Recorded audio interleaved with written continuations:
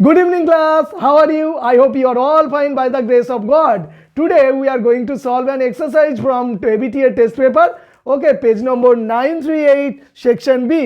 এখানে তোমাদের জন্য একটা সুন্দর ন্যারেশন চেঞ্জ দিয়েছে, খুব ইন্টারেস্টিং। চলো দেখে নিই কি লিখেছে। Rumela said to Sangita, how are you getting on with your studies, মানে তোমার পড়াশোনা কেমন চলছে। তাহলে রুমেলা সঙ্গীতাকে জিজ্ঞাসা করছে তোমার পড়াশোনা কেমন চলছে।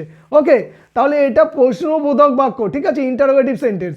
এই ইন্টারোগেটিভ সেন্টেন্সে যেহেতু প্রশ্ন জিজ্ঞাসা করছে, তাই জন্য আমরা নিয়ম অনুযায়ী সেড টুর জায়গায় কি বসাবো বলো তো? আস্ক বসাবো, ASKED। যদি সেড টুর জায়গায় আস্ক বসাই তাহলে কি হবে?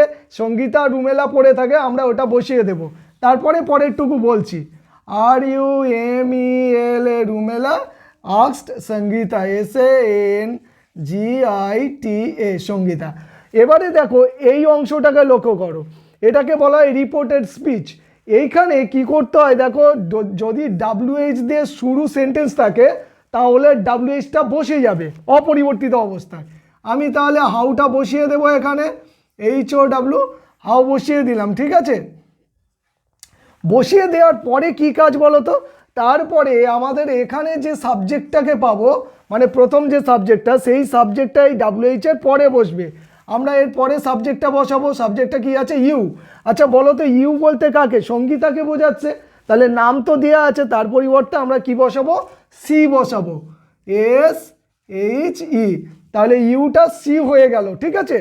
আমরা দেখো হাউও নিয়ে নিয়েছি, ইউটাও নিয়ে নিয়েছি, পড়ে আছে দেখো আর, ঠিক আছে। আর থাকলে আমরা কি করব না, এম ইজ আর থাকলে তার পরিবর্তে ওয়াজ ওয়ার ব্যবহার করব, ঠিক আছে। তাহলে এইখানে দেখো এখানে আর বসেছে, তাই না? তার পরিবর্তে আমরা কি করব? ওয়াজ অথবা ওয়ার ব্যবহার করব। তাহলে এর জন্য এখানে দেখো ওয়াজ বসবে। কেন ওয়াজ বসবে? কারণ দেখো সি একজনকে বোঝাচ্ছে, তাই না? ঠিক আছে, তাহলে আমরা এখানে ওয়াজ বসালাম। তাহলে 1 2 3 দেখো এই পর্যন্ত কাজ হয়ে গেছে। পড়ে আছে গেটিং অন উইথ, এইটুকু আমরা এখানে লিখে দেব, getting GETTING, getting ON on WITH with. দেখো এই পর্যন্ত আমাদের গেটিং অন উইথ নেওয়া হয়ে গেছে। পড়ে আছে ইওর স্টাডিজ। আচ্ছা তোমার স্টাডি তো না, মেয়েটার স্টাডি মানে হচ্ছে তার স্টাডিজ, তার মানে সঙ্গীতা স্টাডিজকে বোঝাচ্ছে। তাহলে এখানে হার স্টাডিজ লিখবো, STUDIES। আচ্ছা এখানে ফুল স্টপ বসালাম, ভুল লিখলাম না ঠিক লিখলাম? নিশ্চয়ই ঠিক লিখেছি। কেন লিখেছি? জিজ্ঞাসা চিহ্নটা থাকছে না, কারণ দেখো এখানে সি আছে, তারপরে ওয়াজ আছে, তার মানে আমরা এখানে সাবজেক্ট পেয়েছি, তারপরে ওয়াজ ওয়ার বসিয়েছি, ঠিক আছে।